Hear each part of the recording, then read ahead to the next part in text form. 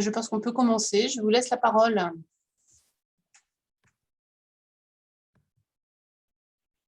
Bonjour à toutes et à tous.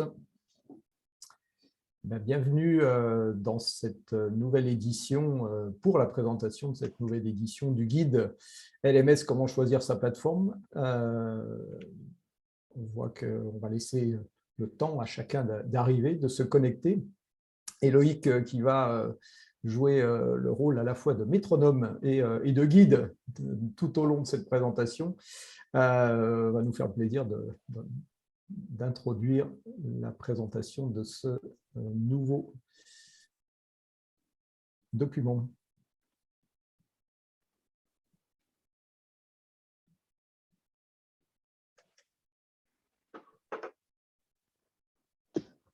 On démarre?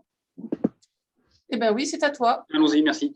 Alors merci, bonjour à tous, merci d'être fidèles au rendez-vous.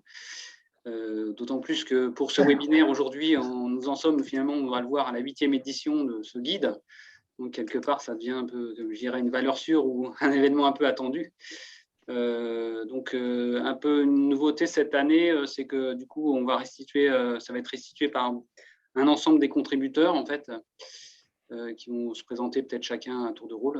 Et donc, voilà, moi, je suis heureux de vous présenter, participer à cette présentation aujourd'hui. Donc, on va passer directement à la suite. Peut-être juste redire qu'effectivement, on va regarder les questions à la fin. On va essayer de garder un quart d'heure, 20 minutes pour les questions-réponses. Et puis après, Aurélia vous apportera des petites précisions à la toute fin. Donc, 8e édition du guide LMS. Effectivement, le précédent avait déjà été téléchargé plus de 6000 fois, donc c'est pas mal. Ça monte de plus en plus. Mais aussi, pour le coup, il y a de plus en plus d'éléments, de solutions intégrées, comparées. On va le voir juste après, là. Donc, effectivement, voulez-vous rappeler ici, à travers cette planche, que c'est quelque part un panorama un peu unique et pas inédit, mais unique au sens où c'est effectivement une production collective faite par des personnes qui viennent d'horizons divers et variés. Donc, c'est ça qui crée la richesse de ce guide, en fait. Avec une méthode éprouvée, effectivement, moi, c'est la première année où je participais en partie à la cotation des solutions, etc. J'ai vu que je peux voir qu'effectivement, c'est quelque chose de très étayé. Et, voilà, et c'est très sérieux. Et donc, c'est un panorama unique, en fait. Donc, on va passer à la slide suivante. Donc là, vous avez effectivement un petit trombinoscope de toutes les personnes qui ont contribué à ce guide. Donc, effectivement, vous voyez que c'est riche. Ça, je crois que j'avais compté hier, on est à 18 personnes. Voilà. Du coup, je ne vais pas vous les présenter un à un. Là, je laisserai chacun se présenter au moment où il interviendra, il ou elle interviendront. Voilà. Et puis, donc, du coup, avec Jean-Luc, en fait, qui a assuré la coordination depuis ces dernières années. Et puis Aurélia et Michael qui sont en soutien sur la communication et la mise en place éditoriale. Mais on va passer à la slide suivante. Donc, les nouveautés cette année qu'on va vous présenter un peu plus en détail, c'est déjà, première chose, en fait, on voit qu'il y a un peu une explosion du nombre de solutions sur le marché, notamment les solutions propriétaires. Il y a beaucoup d'éditeurs nouveaux là, qui sont apparus cette année. Donc, effectivement, ils ne sont pas forcément tous au même niveau de maturité sur les différentes thématiques qu'on va aborder. Et effectivement, c'est d'autant plus intéressant de regarder et de comparer. Et puis, donc, pas mal d'autres nouveautés. Donc, cette année, il y a eu un banc d'essai avec assez conséquent et qui va vous être présenté par ADO, là, qui a été mis en place pour pouvoir examiner les conditions de maintien opérationnel d'une solution open source qu'on peut déployer, que n'importe qui peut déployer. Toutes les solutions open source ont été comparées sur un banc d'essai assez sérieux qui vous est présenté. Un autre angle d'approche cette année, ça a été de regarder en quoi finalement le CLMS contribue à la démarche Calliope. Donc là, je crois que c'est Valérie qui vous présentera. Il y a eu aussi une analyse assez fine et comparative des différentes structures de coûts, là, je crois. Donc c'est Gilles qui va vous présenter ça. On a retravaillé un petit peu la terminologie. On a travaillé aussi du coup sur la gestion des compétences et le support utilisateur. Je crois que Thibaut vous présentera un petit peu tout ça. La gestion des compétences, je ne sais plus qui va vous le présenter. Je vous prie de m'en excuser. Et surtout aussi, en complément, donc il y a la version publique que tout le monde peut télécharger sur le web, juste en répondant à un questionnaire avec 2-3 questions. Et puis, on va mettre en place cette année des contenus exclusifs et complémentaires réservés aux membres du forum. On peut passer à la slide suivante. Là, vous avez effectivement les logos des 30 plateformes propriétaires qui ont été analysées, comparées, cotées sous un certain nombre de questions, un certain nombre d'angles. Je crois qu'il y a 97 questions en tout, je n'ai plus le chiffre précis en tête. Effectivement, il y a des logos assez connus là, et puis il y en a d'autres complètement nouveaux. Donc, une grande richesse et une grande diversité. Je crois qu'on peut passer immédiatement à la slide suivante. Donc là, je crois que je vais passer la parole à Isabelle qui va vous expliquer en fait ce qui a été fait sur le volet pédagogique. À toi, Isabelle. Oui, merci Loïc. Peut-être je vais rapidement dire qui je suis et d'où est-ce que je parle, comme on dit. Donc, Isabelle Andermark, conseillère en formation continue au niveau du réseau des Greta, et plus particulièrement, je m'occupe de tout ce qui est pédagogie numérique et professionnalisation des acteurs dans ce sens. Donc, effectivement, moi, ça fait plusieurs années que je contribue et que j'ai le plaisir de contribuer à ce guide. Je suis ravie d'échanger avec des pairs, des confrères sur l'évolution des pratiques. Et on a pu observer là depuis quelques années autour de la rubrique pédagogie, autour des plateformes propriétaires, que les plateformes propriétaires continuaient à augmenter leur qualité de prestation véritablement. On avait des plateformes de plus en plus performantes en termes d'outils disponibles, et ça nous a même obligés, il y a 3 ans de ça, à complètement refaire le questionnaire pour aller voir beaucoup plus finement les outils qui étaient proposés. Cette année aussi, j'ai eu le plaisir de travailler avec Loïc sur le dépouillement des solutions proposées. Et je l'en remercie parce que c'était bien intéressant, surtout qu'on a, côté plateforme propriétaire, assisté, comme il vous le disait il y a quelques minutes, à un nombre conséquent, une augmentation conséquente du nombre de plateformes. Et c'est ce qui est aussi assez remarquable, c'est que il y a quelques années, les nouveaux entrants sur ce marché pouvaient arriver avec quelques faiblesses au niveau d'une solution, soit sur la pédagogie, soit sur le déploiement, etc. Et là, on se rend compte que les nouveaux entrants sont déjà très costauds et très performants. Donc, on a véritablement une consolidation continue des ressources proposées, des outils d'animation pédagogique. Et ce qui est aussi visible, c'est que ces solutions sont de moins en moins sur option, mais vraiment accessibles dès l'abonnement de base. Donc, on peut vraiment dire que du côté plateforme propriétaire, en ce qui concerne la pédagogie, on a assisté ces dernières années à une vraie élévation du rapport qualité-prix. Voilà, et je vais m'arrêter là. S'il y a des questions, évidemment, je prendrai quelques minutes pour y répondre à la fin de la présentation.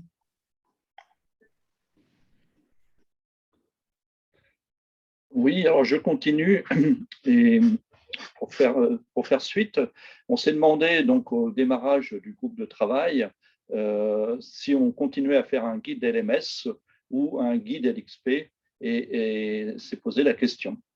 Alors, je me présente, je suis Gilles Macchia, je suis consultant indépendant, j'accompagne des organismes de formation, et ma société s'appelle New Learn. Voilà, donc, alors on s'est posé cette question, faut-il continuer à faire un guide LMS? Faut-il le transformer en guide des LXP, c'est-à-dire des plateformes d'expérience d'apprentissage, ou pas? Alors, comme vous le voyez, nous avons persisté et nous avons continué à l'appeler le guide des LMS. Alors, pourquoi guide des LMS? Parce que les LMS, comme vous le disait Isabelle, s'enrichissent et intègrent en fait des fonctionnalités qui viennent d'autres logiciels. On peut trouver dans les LMS, par exemple, des modules de GPEC, avec une petite erreur là sur la slide, c'est GPEC par GEPC, donc la gestion prévisionnelle des emplois et des compétences. On peut trouver dans les LMS des fonctionnalités sur la gestion des stagiaires, des formateurs, des salles, qui sont plutôt des fonctionnalités qui sont dédiées au TMS, au Training Management System, et moins au Learning Management System. Et puis grande surprise, c'est que en fait, la plupart des LMS qui seront dans ce benchmark intègrent des fonctionnalités qu'on pourrait dédier aux solutions, au LXP ou au LEP. Donc, on vous a remis là sur Slack, je vous ai remis les fonctionnalités que l'on trouve, qu'on pourrait dédier plus aux outils qui permettent une expérience apprenante engageante. Donc, vous voyez la liste. Donc, des applications mobiles, la génération de contenu par les utilisateurs, des possibilités de gamification des parcours et des contenus, des possibilités de recommandation de contenus et de parcours, des parcours adaptatifs, des outils collaboratifs, la remise de badges. Tout ça, ce sont des fonctionnalités que l'on trouve bien sûr dans les LXP et LEP, mais également de plus en plus dans les LMS. Et vous verrez que toutes ne présentent pas toutes ces possibilités, mais toutes intègrent 2 à plusieurs fonctionnalités du type LXP.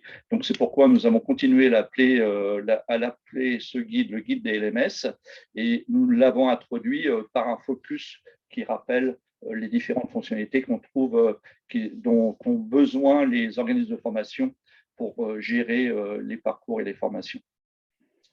Voilà, si vous avez des questions, comme pour les autres, je suis à votre disposition en fin de séance. Bonjour, moi je suis Tania Lelouch-Chopi, je suis consultante, j'accompagne les organisations dans leur projet de formation et particulièrement digitaux. J'ai eu le plaisir de travailler avec Jean-Luc, Gilles et Jacques sur les coûts, un peu comme D'Artagnan et les mousquetaires du roi. Notre intention n'était pas tant de répondre à la question du combien ça coûte un LMS, qui est une question somme toute très subjective et vraiment liée à chacun des projets, que de répondre au quoi, que faut-il prévoir quand on envisage la mise en place d'un LMS. Alors le quoi, ça commence par le projet et ça commence par le chef de projet. C'est ce que vous voyez là et on peut passer à la suite. Et ce chef de projet, en fait, il peut être seul ou il peut être accompagné. Et là, ça va un peu définir la structure de vos coûts. Parce que si vous avez des ressources en interne, eh bien, votre structure de coûts, elle sera plutôt interne. Et si vous n'avez pas de ressources, vous allez plutôt avoir une structure de coûts externe. Dans les 2 cas, il va falloir passer un petit peu à la caisse, ça c'est sûr. Et puis, ce qui nous a paru important de souligner, c'est qu'il y a à la fois des coûts liés à l'installation de votre LMS, mais également des coûts qui sont liés à l'exploitation, ensuite sur la durée de cette plateforme. Donc, différents types de coûts à prévoir. Après, ce que nous avons pu identifier et que vous allez retrouver dans le guide, ce sont des postes de coûts. Alors, la gestion de projet, on en a parlé, les coûts liés à la montée de version, les coûts liés à l'abonnement, les coûts liés à la personnalisation, au paramétrage. Vous les voyez tous affichés là et vous les retrouverez dans le guide avec une lecture selon que vous achetez finalement votre plateforme, soit en mode SaaS, soit en mode on-premise. La différence étant que vos postes de coûts seront distincts selon que vous aurez acheté en SaaS ou en on-premise. Et finalement, on se rend compte que la différence LMS open source ou LMS propriétaire n'a plus tellement lieu d'être, mais c'est plutôt le SaaS ou le on-premise qui fait la distinction en termes de coûts. On souhaite aussi attirer votre attention, ce que vous retrouverez dans le guide, sur des coûts cachés qui peuvent apparaître et notamment qu'on peut souvent sous-estimer liés à la gestion de projet ou à la formation des équipes. Et on se retrouve tout à l'heure pour les questions.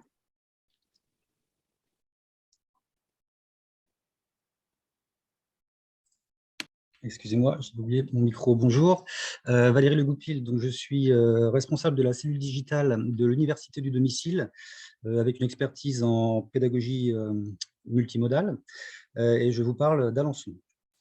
Je vais donc vous parler de la possibilité de satisfaire certains indicateurs de Calliope par le biais de votre LMS. Comme vous le savez, en effet, la certification Calliope est devenue le 1er janvier une obligation légale pour bénéficier de fonds publics pour la réalisation d'actions de développement des compétences. Et parallèlement, la situation sanitaire, qui a eu notamment pour effet le développement et la normalisation, disons, de la formation à distance, l'acquisition d'un LMS est avérée nécessaire pour beaucoup d'organismes de formation. C'est pourquoi il nous a paru intéressant dans cette édition de nous arrêter sur les fonctionnalités des LMS, pouvant répondre aux exigences de Calliope, et de nous interroger particulièrement sur des usages appropriés et partagés au sein des équipes pour utiliser ces fonctionnalités à cette fin. Pour ce faire, nous avons répertorié, classé, mis en regard de ces fonctionnalités les indicateurs de Calliope qu'elles nous semblaient pouvoir satisfaire. Nous avons donc concrètement balayé l'ensemble des critères et indicateurs pour les reporter dans un tableau, et nous avons mis face aux fonctionnalités les plus courantes des LMS. De cette façon, en passant au crible les fonctionnalités décrites dans le comparatif global de ce guide, vous pourrez évaluer le positionnement de chaque LMS, du vôtre si vous en possédez un, par rapport aux exigences de Calliope. Voilà, je répondrai à vos questions éventuelles en fin de webinaire également. Merci. On a un petit problème d'affichage du PowerPoint là, qui est revenu à la première page.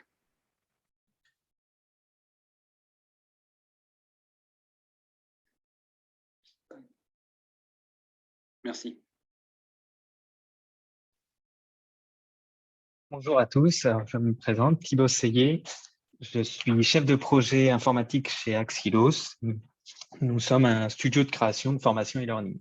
Donc, l'idée de cet article sur le support utilisateur a été de refaire une liste des points importants à prendre en compte en rapport avec le support utilisateur lors d'un projet de mise en place ou de reprise d'une plateforme LMS. Donc, pour commencer, à faire attention à ce que le support utilisateur soit là sur le parcours global du stagiaire. J'entends par là avant l'utilisation de la plateforme LMS, avec notamment l'accompagner à l'utilisation de cette plateforme. Pendant l'utilisation, avec deux types de support, donc plutôt pédagogique ou plutôt technique. Et enfin, après l'utilisation, s'il a des questions, donc là, plutôt sur la partie pédagogique. Je reprends sur ces deux points, sur la partie pédagogique et technique. Effectivement, le support utilisateur, une fois la plateforme LMS en place, va avoir deux périmètres. Et donc, il va falloir des ressources à prendre en compte avant de mettre en place ces formations sur la plateforme LMS, sur la partie, une partie formateur sur la partie pédagogique et une partie informatique sur la partie plutôt technique. Le support utilisateur peut, lui, prendre en compte différentes formes, notamment alors, plus traditionnel, un email, un système de ticketing, un formulaire, mais maintenant aussi, on voit beaucoup de chat en temps réel permettant voilà, de dépanner l'utilisateur à l'instant T. Sur la partie plus LMS payant, il va falloir faire attention aussi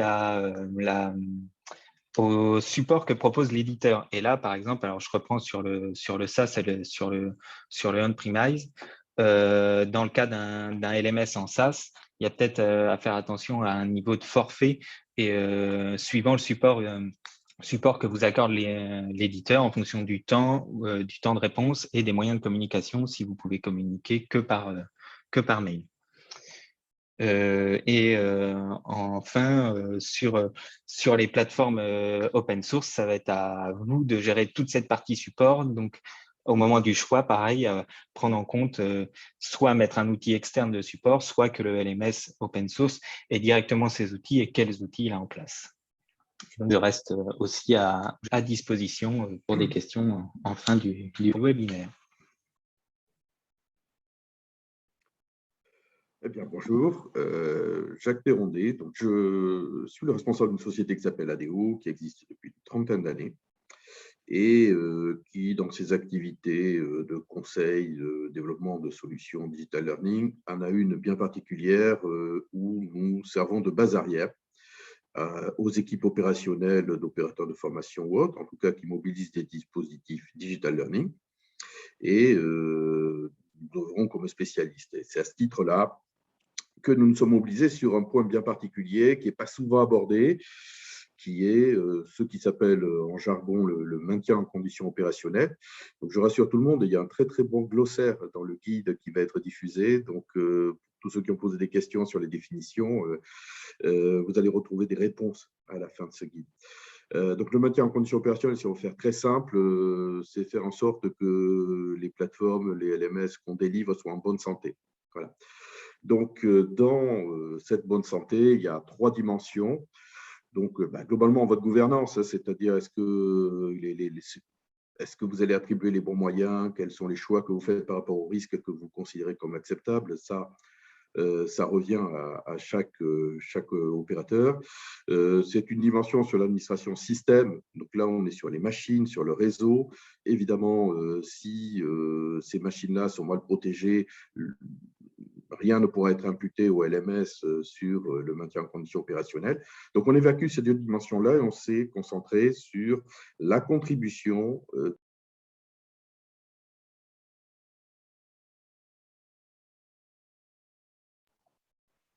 je ne sais plus qui m'a enlevé le microphone, désolé. Donc, je reviens, je ne sais pas quand il était enlevé, mais donc on s'est concentré sur la dimension pure du LMS dans contribution au maintien en condition opérationnelle. Et sur cette dimension-là, il y a 5 axes. Donc, la disponibilité, en gros, est-ce que ça fonctionne? Est-ce que ça délivre? La performance, est-ce que ça fonctionne bien? On n'attend pas 10 secondes pour avoir une réponse. Est-ce que c'est sécurisé? Donc, la sécurité, donc, en gros, c'est la capacité d'éviter les altérations agressives ou malencontreuses. La résilience, qui est la capacité de continuer à fonctionner dans des contextes dégradés. C'est-à-dire, est-ce que s'il y a un incident, tout s'effondre, ou est-ce qu'on est capable de délivrer un minimum ou de se rétablir vite?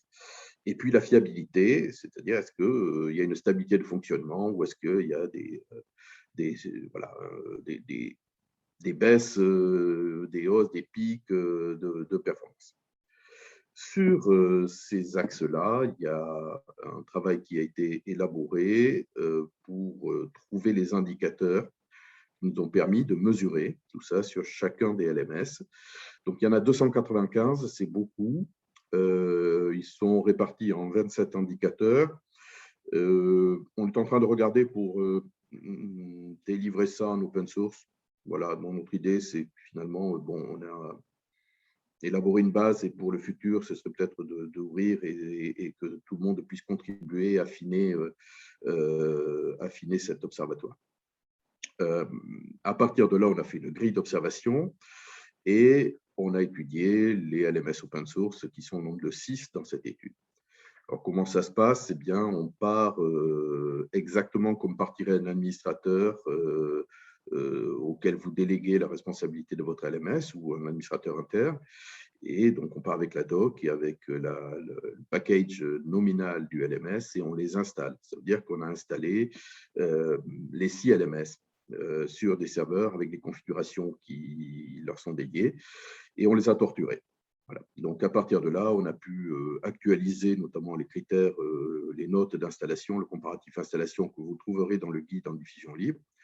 Et puis, on a noté pour chaque indicateur nos réponses et agrégé.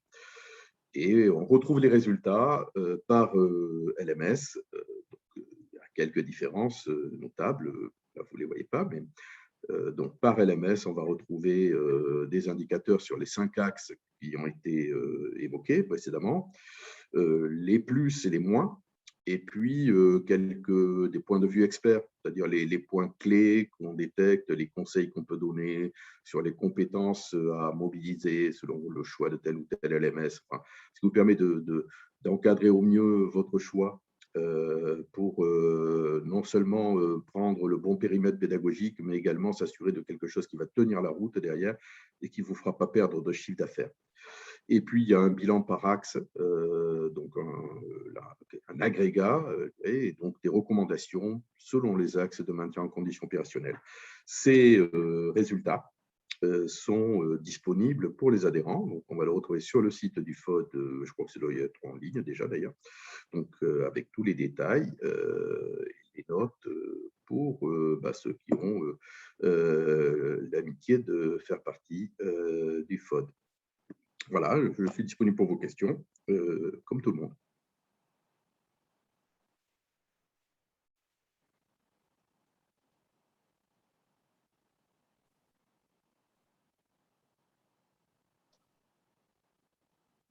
Donc, il nous reste à peu près une demi-heure pour les questions-réponses. Jean-Luc, si tu veux prendre la main. Oui, bonjour à toutes et à tous. Il y a effectivement un certain nombre de questions, on va essayer d'y répondre, et puis surtout, n'hésitez pas à continuer d'en poser dans le chat, ou peut-être que certaines réponses amèneront aussi de nouvelles questions. Alors, c'est pas moi qui vais répondre à tout, parce que vous avez compris que la variété de notre groupe de travail fait que chacun est pointu sur un certain nombre de domaines. Il y avait une question sur la proportion entre les éditeurs propriétaires et les éditeurs open source.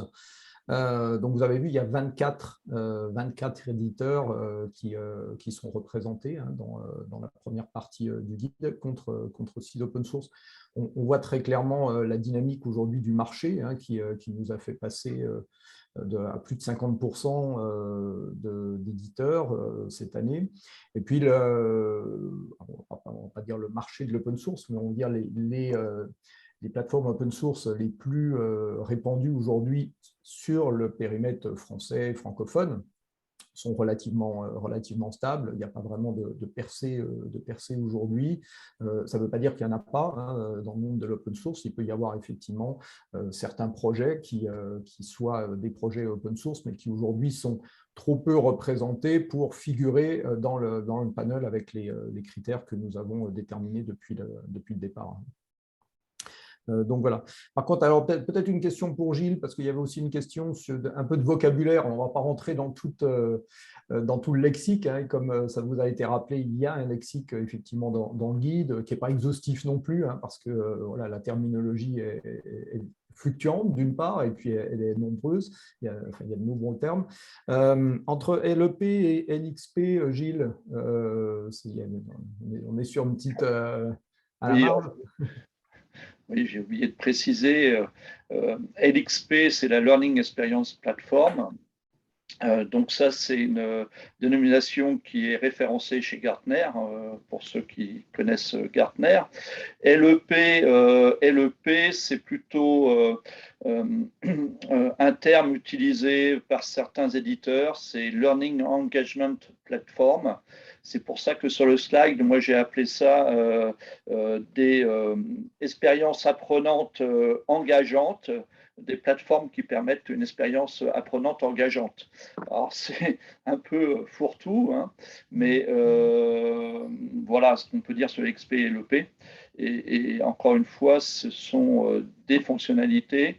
Et si je peux dire aussi que les LXP et l'EP sont souvent quand même des outils qui sont dédiés à un type de formation. Par exemple, on va trouver des applications dédiées à l'apprentissage des langues et qui sera vraiment donc dans une plateforme dédiée, un LXP dédié à l'apprentissage d'une langue, ou par exemple pour les soft skills ou pour la formation à la vente, etc. Là, on a des applications qui sont dédiées en fait avec des contenus dédiés à un type de formation. Okay, merci Gilles. Je réponds à une question parce qu'elle porte sur la méthodologie, donc elle vient d'arriver dans le chat, mais il est important, à mon avis, de rappeler certains points de méthodologie. Il y a une grande différence, bien qu'on n'ait qu'un seul guide, il y a une grande différence entre la présentation et toutes les analyses qui sont faites sur les LMS propriétaires et qui vous sont restituées sous forme de fiches, de ce qui est fait sur la partie LMS open source. Côté propriétaire, c'est un déclaratif de la part des éditeurs. Donc, les éditeurs que nous connaissons sont questionnés. Cette année, on a sollicité également des réseaux ou notamment l'association EdTech France pour que on va dire les nouvelles entreprises qui aujourd'hui ont développé ces applications et qui font partie, pour certaines ont été retenues et font partie du guide, puissent effectivement répondre donc au questionnaire qui est soumis à l'ensemble de ces éditeurs. C'est environ 250 questions, donc c'est assez lourd quand même pour eux. C'est assez lourd pour nous aussi à traiter ensuite derrière. Les collègues qui sont là en savent quelque chose, ce n'est pas très simple. Mais donc, on est sur des éléments déclaratifs et les notes qui sont données sont par rapport à ces éléments déclaratifs. Du côté des LMS Open. Donc, pour répondre à la question, j'ai vu une question de Maxime, je crois, tout à l'heure.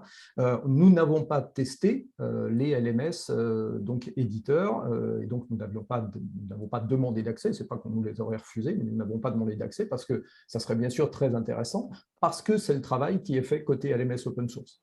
LMS Open Source, on s'appuie depuis de nombreuses années sur un travail que, bon, en l'occurrence, on a mené à Stratis depuis bientôt 8 ans, à peu près sur la même période que ce guide, qui a effectivement de tester les LMS Open Source selon leurs fonctionnalités. Et c'est la raison pour laquelle, si vous comparez point à point donc les deux, on va dire les deux catégories et les fiches, si vous mettez en regard deux fiches, comme je les ai par exemple là en face moi pour pouvoir vous en parler, vous n'aurez pas exactement les mêmes rubriques parce que nous n'avons pas la possibilité de comparer exactement les mêmes choses. Alors il y a bien évidemment des points communs. Vous allez retrouver dans les deux catégories, par exemple une catégorie design et ergonomie, vous allez retrouver des indicateurs sur le suivi et le reporting, une autre sur l'accessibilité, qui est, je vous rappelle, une rubrique qui est rentrée dans le guide LMS l'an passé. Et puis à côté de ça, par exemple côté LMS propriétaire, vous aurez une rubrique plus spécifique sur le déploiement, avec les modalités commerciales, l'offre également, quel est le type d'offre qui est proposé par l'éditeur, ou quels sont les services qui sont systématiquement associés. Chose que l'on ne retrouvera pas côté open source, où on va a contrario trouver une rubrique spécifique à l'individualisation et les outils de communication, aux compétences et aux badges, ou encore à l'installation et à la prise en main. C'est en l'occurrence le résultat du travail que Jacques nous a présenté tout à l'heure, le travail très approfondi d'installation, puis effectivement de suivi sur la capacité des LMS à répondre. Et c'est un travail qui n'a été mené, comme il vous l'a dit, que sur les 6 LMS open source qui sont présents. Donc voilà un petit peu côté méthodo. Bien sûr, on peut peut-être faire un appel à contribution.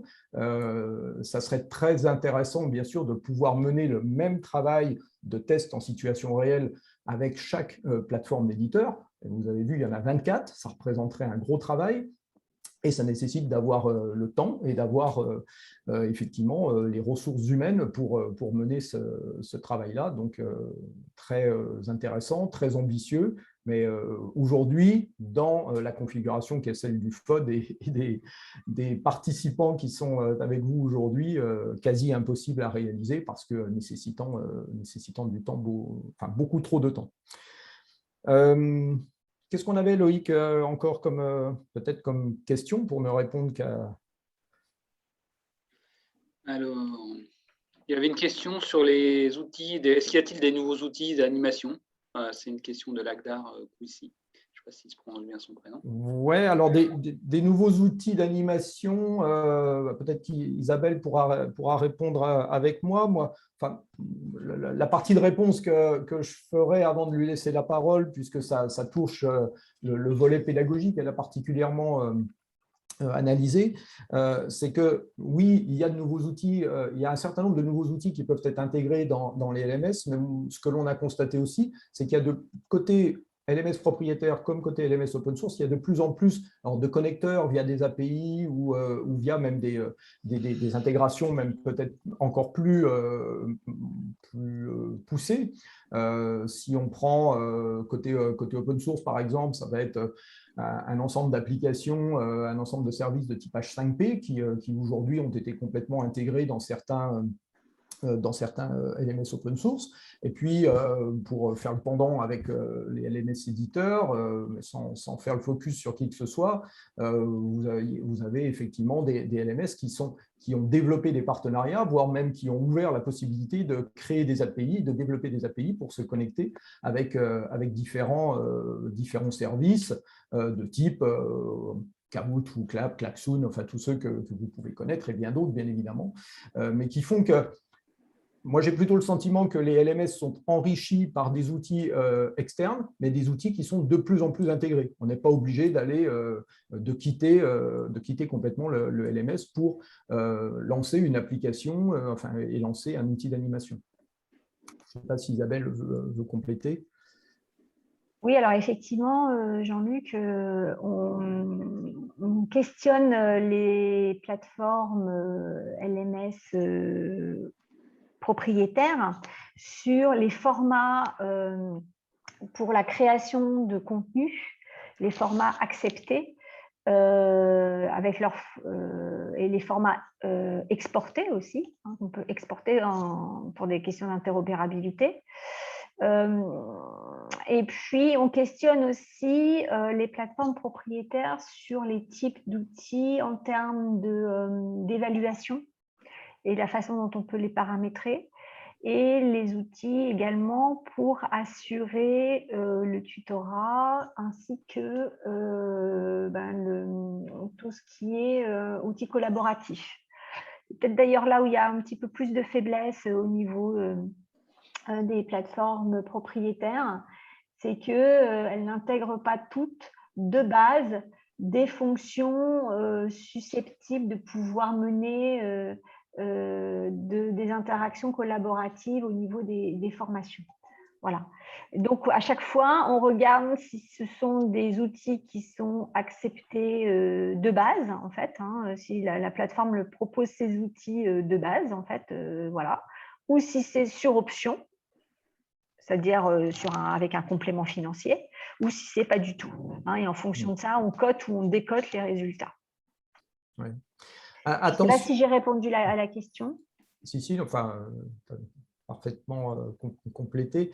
En parcourant le chat, et je vous remercie de contribuer autant, mais moi, s'il y en a qui surveillent mieux que moi, ils nous interpelleront.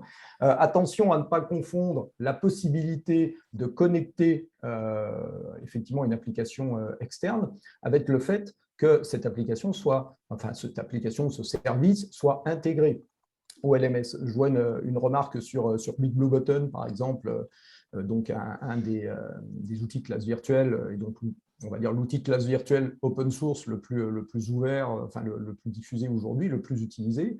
Big Blue Button n'est pas intégré à Moodle. On peut connecter Big Blue Button à Moodle, mais tout comme vous avez la possibilité de connecter, restons sur Moodle par exemple, vous pouvez connecter Moodle à une classe virtuelle via Classilio, mais ça nécessite effectivement de mettre en place une API et ça nécessite d'avoir un abonnement en l'occurrence, si c'est un prestataire qui bien sûr vous propose des services payants. Si vous voulez connecter n'importe quel LMS avec Big Blue Button, il faudra que vous ayez effectivement les services Big Blue Button, donc que vous ayez une classe virtuelle, alors soit vous la gérez vous-même, soit vous l'utilisez avec vous connectez et vous prenez les services d'un prestataire, là aussi.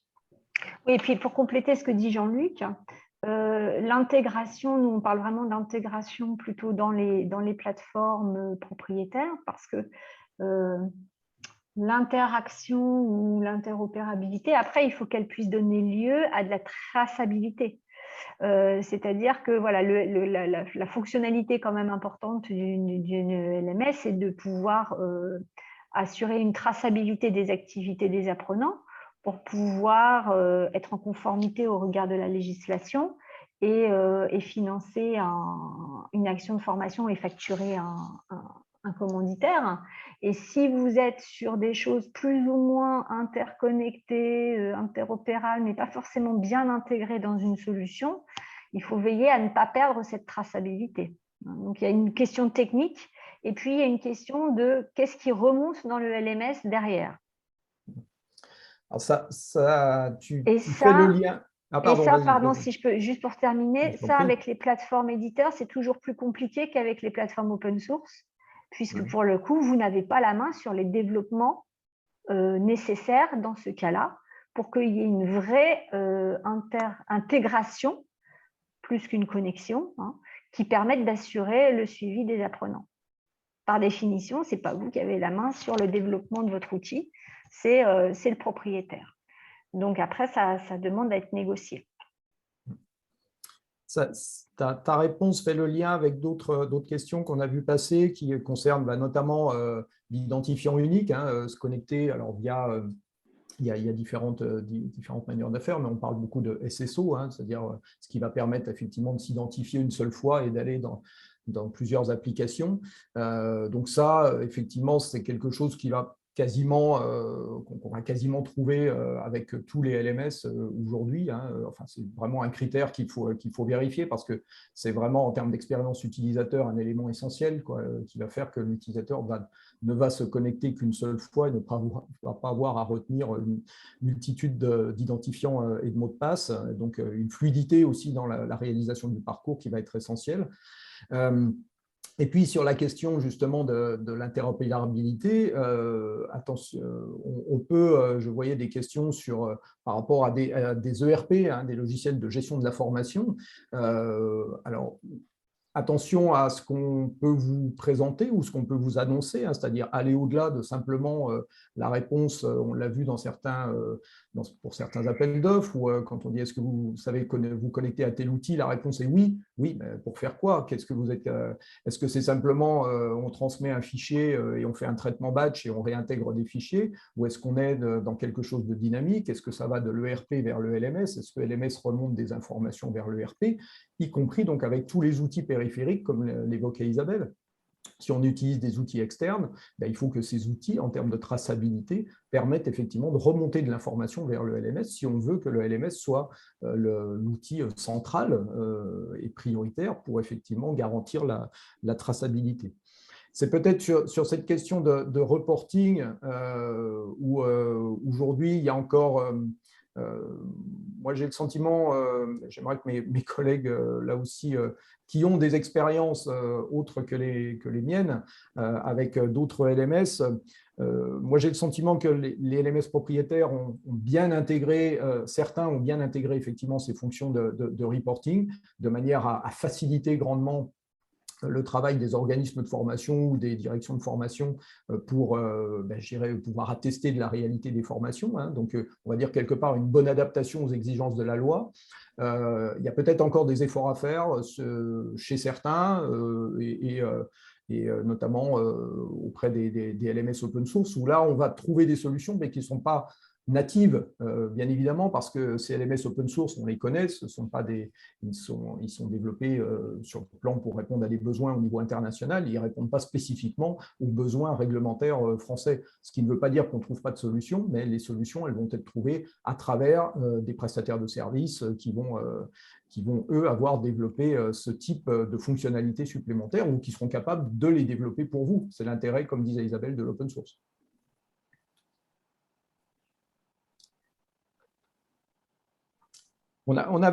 J'ai vu tout au début une question sur le on-premise que Tania a utilisé, terme que Tania a utilisé tout à l'heure. Peut-être Tania préciser pour ceux qui effectivement ne sont pas coutumiers de cette… Donc on oppose on-premise au mode SaaS. Complètement. Alors, pour comprendre ce que c'est comme premise, moi, je vous propose de vous plonger dans les années 80. Vous avez votre ordinateur, votre disquette à la main. Vous voulez installer le tout nouveau traitement de texte dont votre voisin vous a parlé et vous utilisez votre disquette pour l'installer sur votre machine. Alors, plaisanterie mise à part, la métaphore tient aussi avec les outils d'Adobe. Dans fin des années 90, début 2000, on essayait tous de se passer des licences Photoshop ou InDesign parce qu'on les achetait une fois pour toutes. Aujourd'hui, il y a des solutions SaaS, des solutions cloud et on prend un abonnement pour pouvoir avoir accès à la dernière version du logiciel. Donc, on-premise, c'est l'installation d'un logiciel sur une machine et donc sur des serveurs de l'organisation, ce qui amène des avantages en termes de sécurité notamment. J'espère que c'est plus clair. Avant de, peut-être Loïc, on a une question sur l'adaptive learning. J'avais noté aussi une question tout à l'heure sur les coûts et je ne sais plus qui faisait référence. Alors, un autre guide du FOD, hein, qui est le guide pour réussir la digitalisation des CFA, que je ne connais pas trop mal, pour y avoir participé. Gilles pourra nous le préciser, mais ce que l'on constate, c'est qu'effectivement, on a aujourd'hui des échelles. Alors, je me souviens très bien dans le guide auquel il est fait référence pour les CFA, nous avions déjà des écarts de 1 à 10 pour les mêmes services proposés. Et d'une certaine façon, Gilles, c'est ce que l'on retrouve. On retrouve ces fourchettes, et nous l'évoquions en aparté juste avant l'ouverture de cette webconférence. Il faut être quelque part prudent, j'ai envie de dire, par rapport aux coûts que l'on peut avoir, parce que ce sont des coûts qui sont hors négociation, bien évidemment, et à prendre en fonction de la volumétrie, hein, n'est-ce pas, Gilles? Oui, avec les informations fournies par les éditeurs, on a pu faire un petit benchmark sur les prix. Alors, on questionnait les éditeurs sur deux types de licences. Une licence pour 300 utilisateurs, 300 apprenants, et une autre pour 3000. Et on constate que le prix moyen, alors quand je dis prix moyen, comme il a été calculé, en fait, c'est le prix en enlevant donc les extrêmes. On a un prix moyen pour 300 utilisateurs à 30 € par personne et par an pour une licence de 300 utilisateurs. Et ce coût descend à 10 € pour un volume de 3000 utilisateurs. Donc 10 € par utilisateur si on achète 3000 licences utilisateurs. C'est un prix moyen.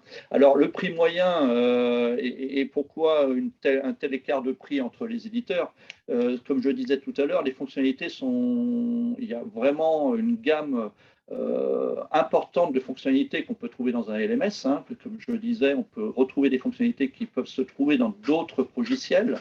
Par exemple des modules de gestion de compétences et bien entendu les prix sont en fonction des fonctionnalités proposées par l'éditeur. Pour une solution simple, ça coûtera moins cher qu'une solution qui intègre, par exemple, je voyais des messages sur les classes virtuelles, qui intègrent des outils de classes virtuelles dédiés, voire propriétaires, à l'intérieur de la LMS. Bien entendu, ça fait envoler les coûts. Voilà. Sinon, je pense que vous pouvez retenir ce prix-là, hein, le prix moyen, d'ailleurs c'est celui je crois qu'on affiche dans le guide. Pour 300 utilisateurs, voilà, 30 € par personne et par an pour une licence de 300. Et j'ajoute là-dessus que ça descend à 10 € pour une licence de 3000 utilisateurs. C'est un prix moyen, encore une fois, c'est un prix moyen à prendre avec précaution, mais ça situe un peu le prix en fait dans des réflexions globales pour les chefs de projet ou les responsables de formation.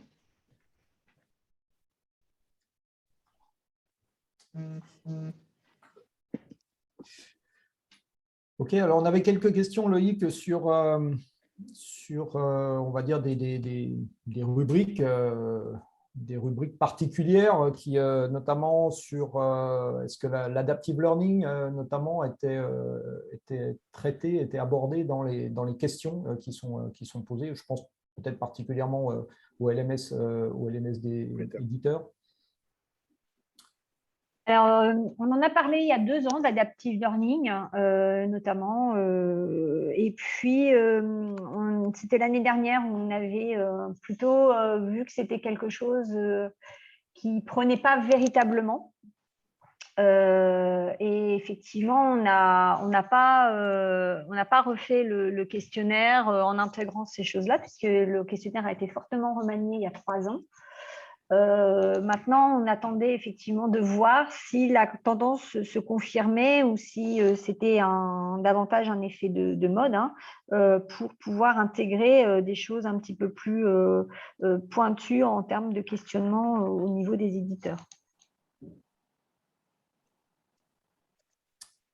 Dans cette même famille de questions, Isabelle, il y avait sur le social learning et les réseaux sociaux.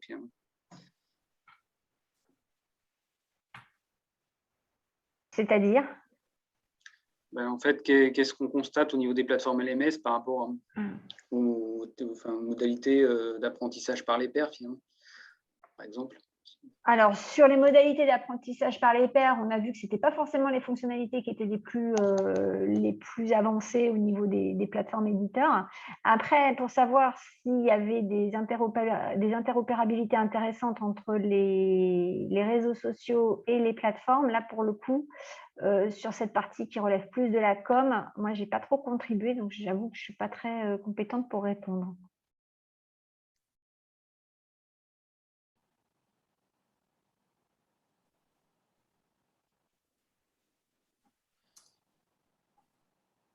La question, on nous demande si justement on envisage de réintégrer cette question sur l'adaptive learning.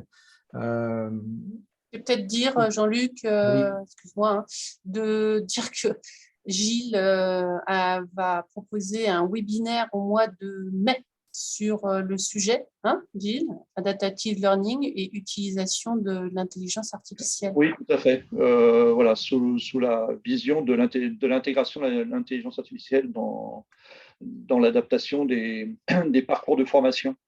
Donc, on a prévu un webinaire au mois de mai, en effet, sur ce sujet. Il y a même la date, Michael. Le 10. Voilà. Super. 10 mai. Pas 81, 2022. Vous saurez tout le 10 mai.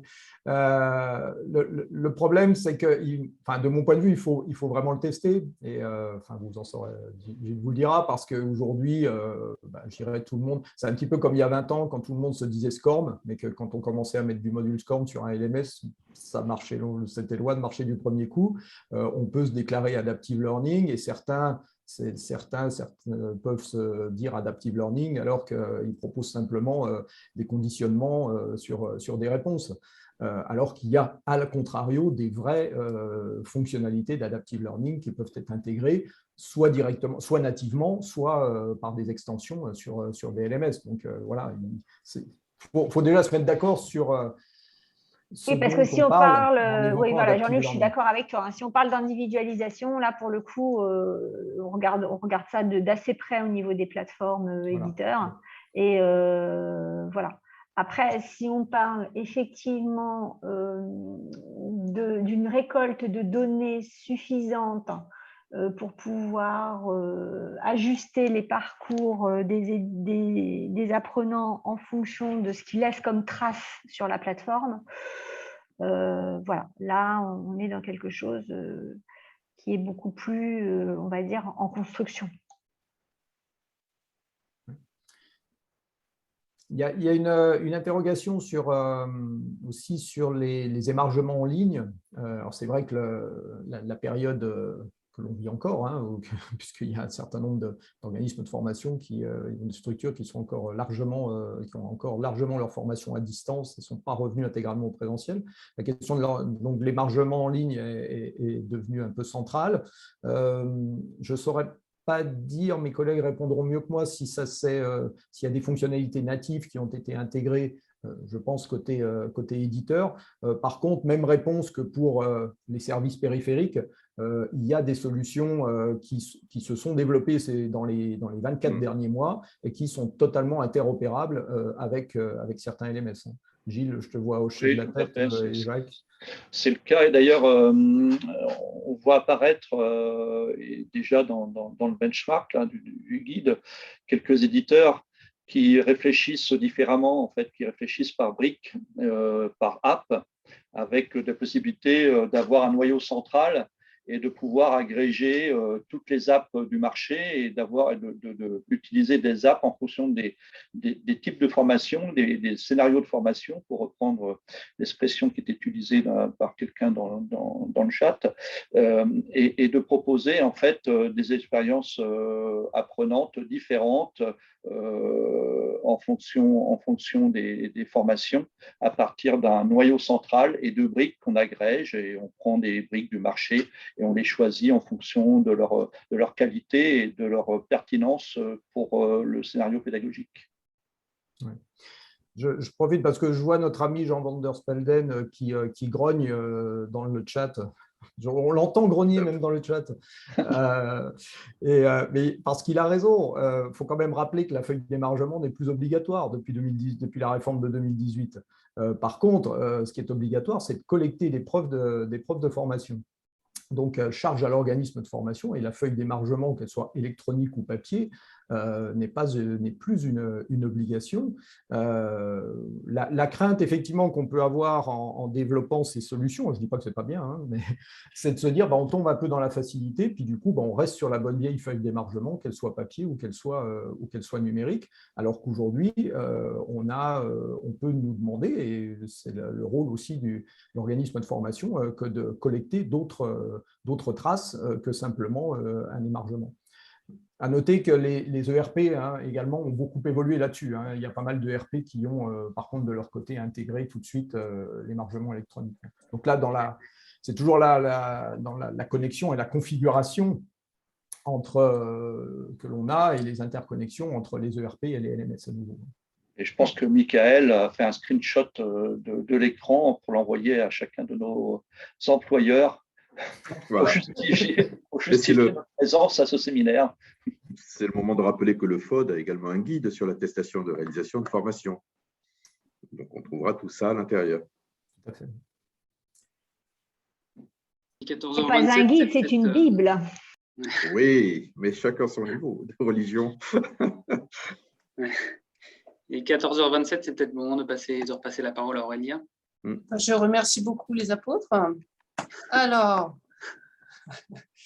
je voulais simplement effectivement peut-être clore ce webinaire en vous annonçant quelques événements du FOD. Je vous ai mis déjà le guide des formations multimodales, effectivement, pour faire un point sur comment attester la réalisation de l'action de formation, les preuves à fournir, et puis comment les plateformes peuvent vous aider sur ce sujet-là, comme elles peuvent également vous aider. On en a un petit peu parlé, mais pour les critères, les conditions des critères Calliope.